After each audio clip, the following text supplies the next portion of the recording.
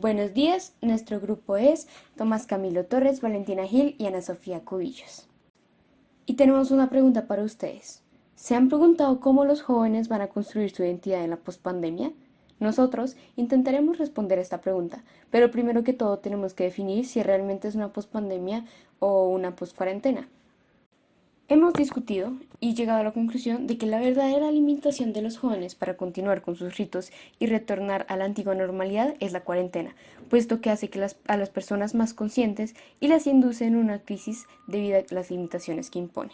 Por lo tanto, no estaríamos en lo incorrecto si habláramos de una post-cuarentena en vez de una post-pandemia, puesto que estas son las verdaderas razones por las que los jóvenes han estado atravesando crisis a lo largo del año,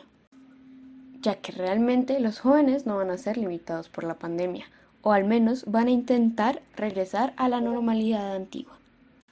La tesis que vamos a intentar defender es: la identidad de los jóvenes colombianos en el contexto de la pandemia y la post-cuarentena está sufriendo por cambios en la forma en que se construye, ya que se ponen en tensión los objetivos de los jóvenes y los medios que disponen para lograrlos, ocasionados por la presencia de las desigualdades y la hiperconectividad en su contexto cotidiano. Sobre las redes sociales, nosotros creemos que la sobreinformación y las fake news mezcladas con la coyuntura actual resultaron en una búsqueda de sentido de la realidad por parte de los jóvenes, los cuales añoraban la antigua normalidad y buscaron cobijo en las redes sociales. Sobre lo anterior, dos cosas. La primera es que la búsqueda de sentido de los jóvenes por medio de las redes sociales ha generado una gran influencia en su forma de pensar, mostrando lo manipulables que algunos podemos llegar a ser y digamos lo fácil que es mentir sobre nuestra identidad en el internet. Y esto es un problema porque que el joven priorice la portada sobre el contenido es que se está engañando a sí mismo. Crea una identidad falsa basada en la identificación sin criterio y en tomar la mente y los gustos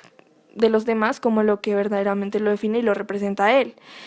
Y nosotros creemos que esto es parecido a las juventudes nazis, porque todo el engaño que ellos han creado estos meses se desvanecerá cuando vuelvan a una vida presencial que no puede ser editada con Photoshop. Pero por otro lado, nosotros creemos que las redes sociales también pueden servir para que el joven se exprese y descubra sus gustos y pasiones. También puede servir como un medio para informarse de la realidad y tomar conciencia, aunque claramente eso depende del criterio del joven, el cómo procesa la información que se le da y qué tanto indaga. Como mencionamos previamente, la sobreinformación y consumo de contenidos puestos en las redes sociales han influido enormemente en el pensamiento y postura de los jóvenes frente a los temas de actualidad, similar al concepto de la manipulación mediática presentado en el documental del dilema de las redes sociales. Y justamente esta mentalidad germinada por la hiperconectividad y la sensibilización a escala global, en la que la inclusión y la búsqueda de la igualdad social ha sido un pilar fundamental para ello, es la que ha marcado el papel y la identidad conjunta que adquirirán y seguirán adquiriendo los jóvenes en este nuevo contexto como lo es el de la pandemia y las manifestaciones.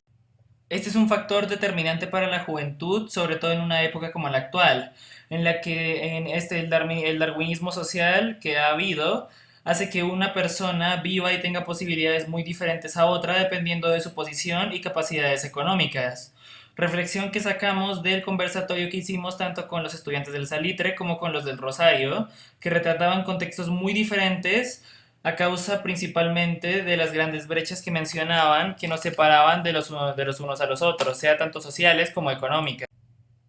En síntesis, se podría decir que el contexto de la cuarentena y la post-cuarentena ha hecho que los jóvenes adquieran una sensibilización aún más grande por los contextos ajenos, la cual los ha llevado a movilizarse y unirse en lucha de causas que comparten en común de manera más generalizada que antes. No es algo que se dé por primera vez, sin embargo, en las últimas luchas se demuestra tener un carácter más general en la búsqueda de una igualdad más generalizada, independientemente de los tipos de personas o los contextos en los que vivan. Por ejemplo, las manifestaciones del pasado año 2019 fueron a favor de la educación y el pago de las universidades públicas, y este año se han visto movimientos más orientados al feminismo, el racismo, la homofobia y las masacres. Bueno, por otro lado, nosotros estamos de acuerdo con Bul Han en contradecir aquí la conclusión de Bifo, porque relacionando la crítica por parte de los jóvenes con las afirmaciones de los autores de la sopa de Wuhan, creemos que si bien el capitalismo va a prevalecer, que este permanezca significará un mayor sentimiento de odio hacia este por parte de los jóvenes. Esto ocasionado por la sensibilización que ha generado las redes sociales y creemos que al final todo va a terminar en una mayor lucha por los derechos de la juventud, como se ha visto en las recientes protestas del 9, del 10 y del 11 de septiembre. Un detalle muy importante a analizar es que el contexto de la pandemia que vivimos actualmente presenta varias similitudes con lo retratado en La peste de Albert Camus, evidenciable tanto en la influencia que tienen los medios de comunicación en la forma de pensar de la gente.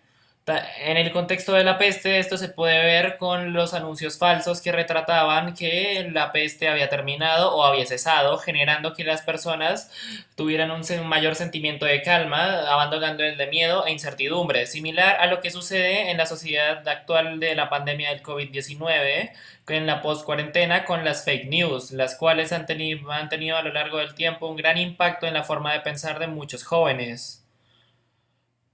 como también se puede ver en cómo la forma de las personas de reaccionar y adaptarse al nuevo contexto. Al principio ambos subestimaban la forma de ver, la forma en la que podía llegar a impactarles la pandemia, y luego con el tiempo al darse cuenta del potencial destructivo que ésta tenía, empezaron a sentir miedo, incertidumbre y preocupación. Pero todo eso terminó y concluyó con no sé, con la capacidad de adaptarse y de ir normalizando dicho contexto, a pesar de los grandes cambios, como que las personas cercanas podían llegar a enfermarse o morir y las grandes restricciones y limitaciones que se vieron en este cambio. La primera conclusión a la que llegamos es que la generación de los jóvenes post-pandemia han sufrido mucho y sufrieron un hecho que llegó de manera intempestiva. Los obligó a fundir la construcción de la identidad con la virtualidad y esto provocó varias crisis y situaciones nuevas a las que enfrentarse, a las cuales no estaban preparados.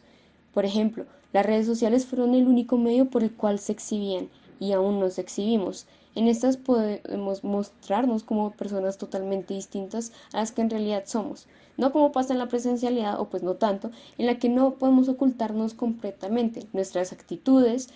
y nuestros comportamientos.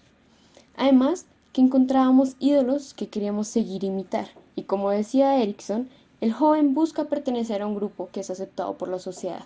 Nosotros buscamos aceptación y un rol importante dentro de ella. Sin embargo, al formarnos bajo una identificación, el volver a la presencialidad puede representar problemas para nosotros, pues al no habernos exhibido de forma en la que realmente somos, va a ser mucho más difícil poder socializar con los otros jóvenes y mostrarnos. Va a ser muy difícil la honestidad en este tiempo. Y como segunda conclusión, consideramos que los cambios que han supuesto las diferentes experiencias que han tenido los jóvenes que experimentar en el nuevo contexto de la cuarentena y la post-cuarentena, como por ejemplo la nueva mayor dependencia y mayor adaptación a las redes sociales, considerándolas casi como una segunda vida, y la búsqueda de lograr una identidad más conjunta de los jóvenes y más propositiva en contra de ciertas luchas, les han dado varios cambios al desarrollo a largo plazo de su identidad y les han logrado generar una identidad de lucha, pero a su vez le han generado una identidad de odio. En este caso se debe en parte a la frustración que han tenido por la pérdida de experiencias posibles, como por experiencias personales y que vimos dentro de los conversatorios y el intercolegiado. Los jóvenes muchas veces hemos perdido varios momentos importantes de nuestra vida, como han podido en varios casos ser